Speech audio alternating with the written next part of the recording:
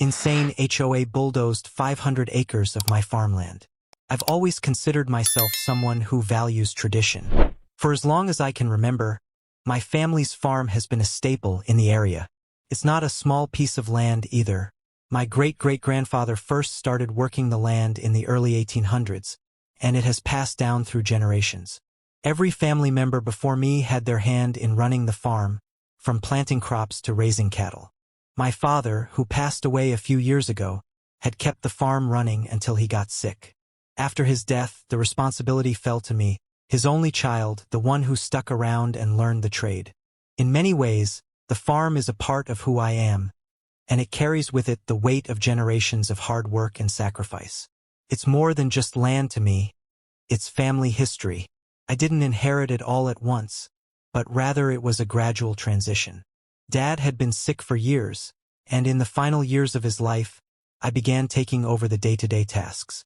By the time he passed, I was already well acquainted with how things worked, and I was ready to keep the farm in the family. Things were fine for a while until this HOA started making noise. A few years ago, a new development project popped up across the road from our property. It wasn't just a few houses. It was an entire gated community. The development company started buying up plots of land and creating what they called the prestigious neighborhood. At first, I didn't think much of it. It didn't seem like they were interested in our farm, and their project was far enough away that it wasn't an immediate concern. But then the HOA president, let's call her Karen, came around one day and started making demands. Karen was everything you'd expect from someone like her. Entitled, pushy, and absolutely convinced she had the right to control everything. At first, she tried to be polite, saying she wanted to welcome me to the neighborhood. But it didn't take long for her true intentions to come through. She started talking about the rules of the HOA, which, mind you, I had no interest in joining. She went on about their community standards, which included things like mandatory property upkeep, livestock restrictions, and even things like how to manage crops. I'd heard about HOAs like this before, but I'd never had to deal with one. I wasn't about to start. When I told her that I wasn't part of the HOA and had no interest in being involved, she wasn't pleased, to say the least. She didn't take it well. I thought that would be the end of it, but Karen wouldn't drop it. A couple of weeks later, she showed up at my doorstep again, but this time with a more forceful tone. "Hey, I've noticed you haven't been paying your HOA dues," she said, looking at me like I had just committed a crime. "You're behind by several months now, and we need you to get current or we'll have to take action." I stared at her, dumbfounded. "What dues?" I asked. "I don't live in your neighborhood, and I'm not part of your HOA. Why would I pay you anything?" That was when the tone shifted. "Well, you're technically within our jurisdiction," she said, pulling out a set of papers from her briefcase. "And according to the records, your property falls within the boundaries of our HOA now. That means you owe us dues. We've been trying to contact you for months, but you haven't responded." I hadn't received a single piece of correspondence from them, but I wasn't about to argue the point. I wasn't going to pay for something I didn't agree to, especially not to someone like Karen. So, I made it clear, in no uncertain terms, that I wasn't paying her anything. "I'm not part of your HOA, Karen," I said, "and I'm not going to start paying you dues or following your ridiculous rules." She didn't like that. Not one bit. "Well, I'm afraid you'll have to answer to our lawyers if you continue to ignore us," she said, practically sneering. "You're going to regret this." That was the first time I realized she wasn't just some overzealous HOA president. She was someone who would stop at nothing to get her way. I didn't take her threat seriously at first. I'd heard of people fighting HOAs before, and they didn't always win, but I knew I had the law on my side. I wasn't a member, and they had no jurisdiction over me. Still, I wasn't naive enough to think that was the end of it. I was prepared for her to escalate things, and I was right. The following weeks were filled with more visits, more threats, and more demands. Every time I stood firm and refused to give in. But Karen wouldn't stop. She seemed to believe she had the right to impose her will on my farm, and I was beginning to feel like I was at the center of some sort of absurd power struggle. It wasn't just about the dues anymore, it was about control. And Karen was determined to take control of my land. One day, as I was walking the property, I noticed a group of workers and bulldozers on the road near the edge of my land. At first, I thought it was just some road work, but then I saw Karen standing there with them, clipboard in hand, giving orders. I walked up and asked what was going on. "What are you doing on my property?" I demanded. Karen looked at me like I had two heads. "This is part of our development area," she said. "We're clearing this land to expand the road for our residents. Your land falls within the new boundaries we've marked off." Couldn't believe it. They were trying to bulldoze part of my land, and Karen had the nerve to act like it was already a done deal. "This is private property," I said. "You don't have permission to do this." "Oh, you're mistaken," Karen replied smugly. "The HOA has eminent domain rights here. We've already submitted all the paperwork, and it's all been approved. You can't stop us." That was the last straw.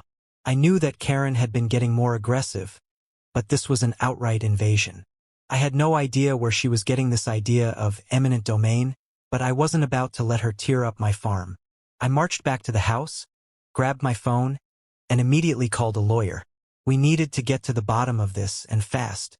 After calling the lawyer, I felt a slight sense of relief. At least I wasn't going to face this alone. I didn't know what Karen was playing at, but it seemed like she had a few tricks up her sleeve. My lawyer, a guy named Jim who had handled farm-related legal matters for years, was quick to pick up the phone and get involved. After hearing what I had to say, he assured me that this was a clear case of overreach and that we'd put a stop to it quickly. But as we started digging into the situation, we uncovered something far worse than just a bully HOA president. The first thing Jim advised me to do was get a copy of the land records from the county office. I wasn't sure what I was looking for at first, but I trusted him. I figured that Karen's whole claim about eminent domain was probably just an empty threat, but I needed solid proof to back that up. So I spent an entire afternoon at the office, sifting through old records to confirm that the farm had indeed been in my family for generations. What I found sent a chill down my spine. When I went through the title records, I found a strange document buried under stacks of papers. It was an official-looking letter that seemed out of place, dated 2 years after my father had passed away.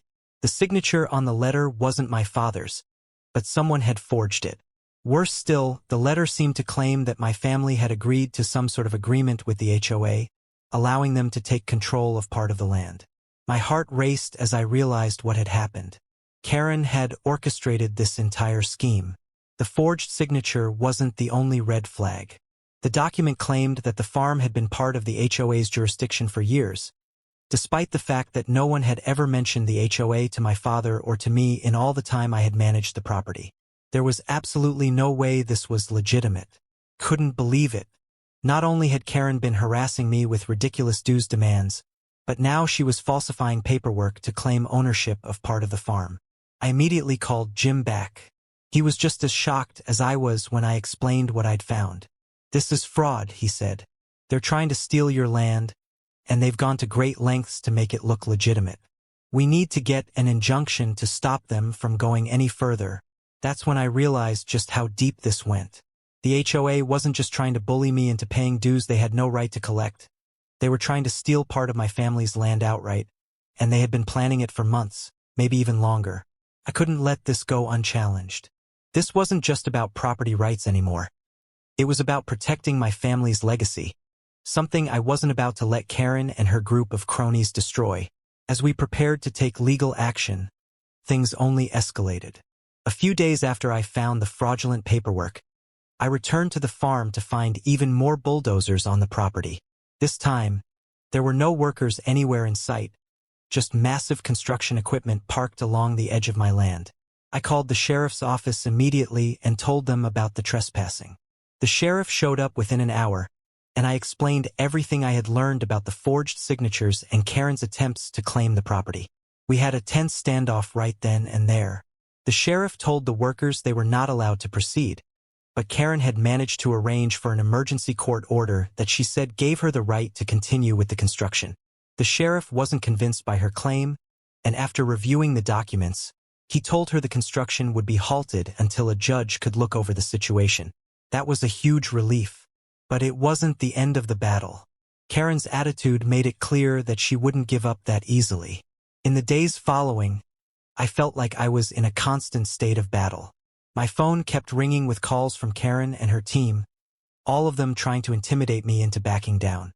They had already sent more threatening letters, now stating that if I didn't pay the dues for the last 3 months, they'd sue for trespassing fees and other fines they invented out of thin air. They even claimed that I owed money for damaging the neighborhood's aesthetic by not trimming trees or putting up a new fence.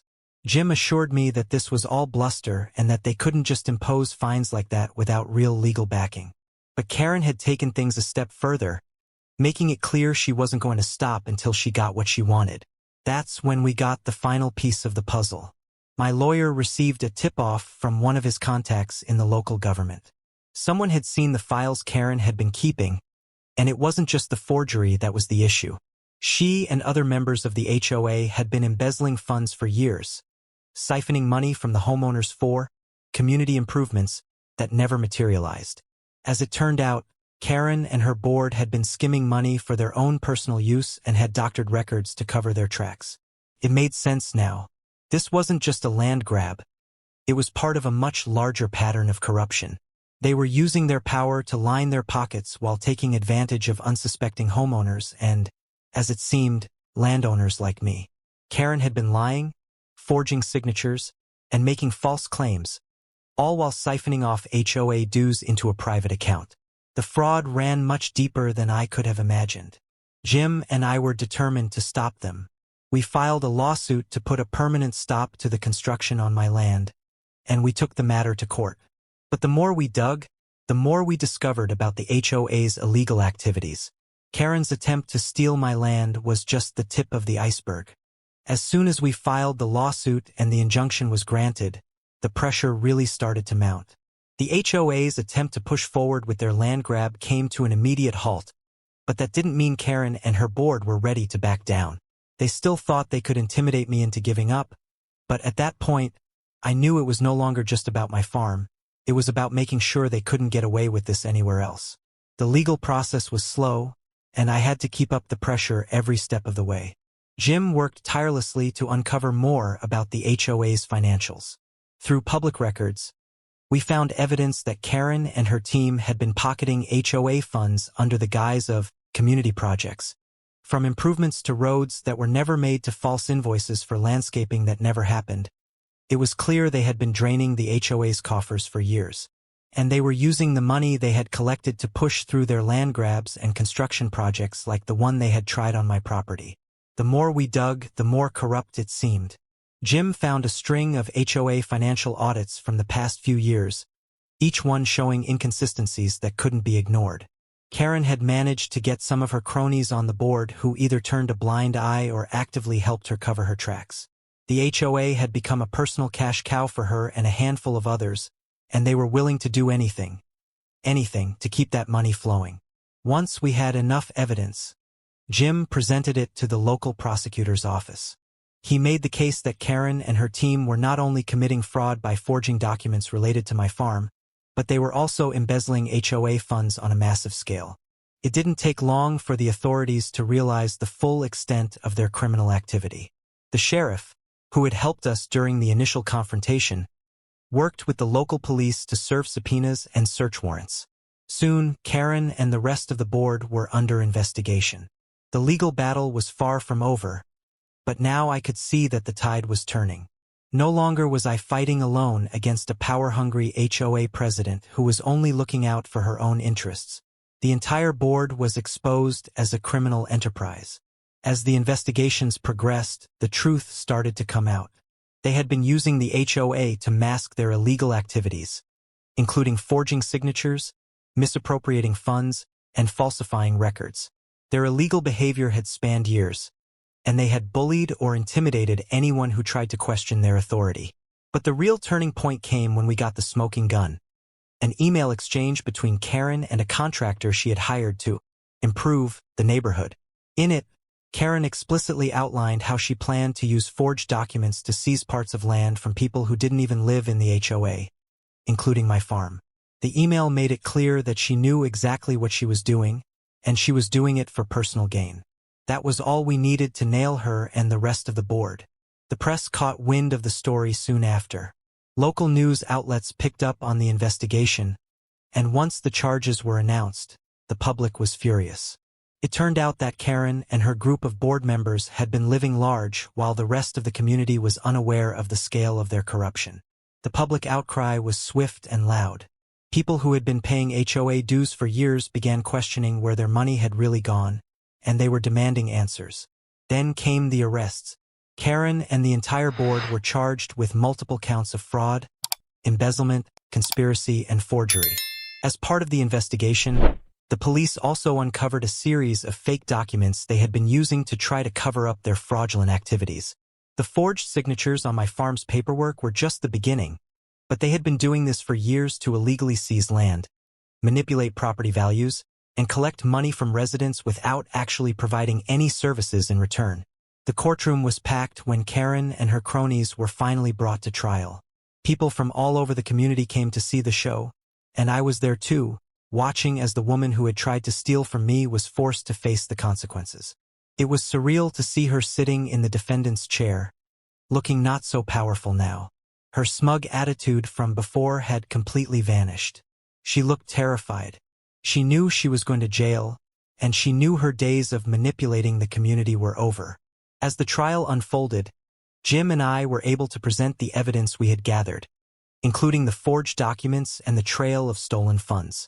The prosecutor tore into Karen's defense, showing how she had used her position as HOA president to line her own pockets and take advantage of the residents she was supposed to be serving. The jury didn't take long to deliberate. When the verdict came back, I couldn't help but feel a sense of justice finally being served. Karen was sentenced to several years in prison for her role in the fraud and embezzlement. The rest of the board members received varying sentences, but most were convicted on similar charges. It was a bittersweet victory, knowing that it had taken so much to get to this point. With the trial over and Karen and her co-conspirators behind bars, the community began the long process of picking up the pieces. The HOA, or what was left of it, was effectively dismantled. Many residents banded together to dissolve the organization entirely, while others pushed for a complete overhaul with new leadership and stricter oversight. As someone who had just survived their attempts to steamroll me, I wasn't involved in those discussions, but it was clear that the HOA's reign of terror was over. For me, the victory felt monumental. My farm was safe, and the land that had been in my family for generations would stay that way.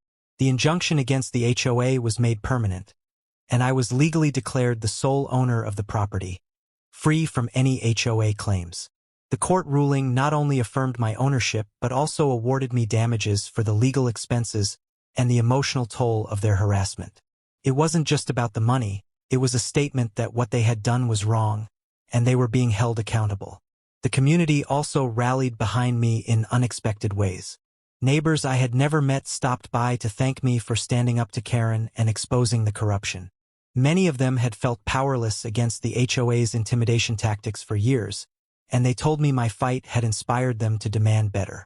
Some even shared their own horror stories about arbitrary fines, threats, and other abuses they had endured under Karen's regime. It was humbling to know that my ordeal had helped spark change beyond just protecting my farm. One of the most surreal moments came a few months after the trial. The sheriff, the same one who had shown up on my property to stop the bulldozers, dropped by for a visit. He wanted to check in and see how I was doing. We sat on my porch, overlooking the fields, and talked about everything that had happened. He admitted that when he first got involved, he didn't realize the scope of what Karen and her board were up to. But once the investigation began, he was stunned by the sheer audacity of their crimes. "You did the right thing standing your ground," he told me. "Most people would have caved under that kind of pressure. But you didn't, and because of that, a lot of people in this town are better off now." That conversation stuck with me. It reminded me of why I had fought so hard in the first place. This land wasn't just property to me. It was a legacy, a connection to my family's past, and a responsibility I took seriously. Letting someone like Karen take it away would have been unthinkable, no matter how difficult the fight. Over time, things began to settle down. The fields that had been threatened by the HOA's bulldozers were replanted, and the scars from their construction equipment faded away. The fence I had built along the property line became a symbol of resilience. Not just a physical barrier, but a reminder that I had stood up to bullies and won. I even added a new sign next to the gate that read, Family Land, EST 1800s. No trespassing. It wasn't just for show. It was a statement of pride. The legal settlement also allowed me to make some much-needed improvements to the farm. I repaired old equipment, upgraded the irrigation system, and even built a small barn that my uncle had always dreamed of, but never had the chance to complete. Every step felt like reclaiming something that Karen and her cronies had tried to take away. It was more than just restoring the farm. It was about making it better than ever. As for the HOA's former members, many of them were still grappling with the fallout. Without Karen's leadership, they discovered just how much damage she had done. Bank accounts were drained, records were in shambles, and trust within the community had been completely eroded. Some residents moved away, unable to shake the stigma of living in a neighborhood with such a notorious past. Others stayed and worked to rebuild, determined to create something better from the ashes of the old HOA. One day, as I was walking along the edge of my property, I noticed a couple of new families moving into the houses nearest the farm. They waved and I waved back. It was a small moment, but it felt significant. Life was moving on, and the shadow of Karen's HOA was finally fading. Looking back on everything, I realized how close I had come to losing it all. If I hadn't stood up for my rights, if I hadn't hired Jim, or if I had let the intimidation get to me, my family's legacy might have been erased. But instead, I had fought back and exposed the rot at the heart of the HOA. It wasn't easy, and there were moments when I wondered if it was worth it. But in the end, protecting what was mine was worth every sleepless night, every dollar spent on legal fees, and every tense confrontation. Now, as I look out over the farm, I feel a deep sense of peace. The fields stretch out as far as the eye can see. The sun sets behind the distant hills, and the air carries the scent of freshly turned soil. This land has seen generations of my family come and go, and now it's my turn to care for it. I don't know what the future holds, but I do know one thing. This farm will stay in my family, just as it always has. And as for Karen, the last I heard, she was trying to appeal her sentence from prison. Something tells me she's not going to have much luck.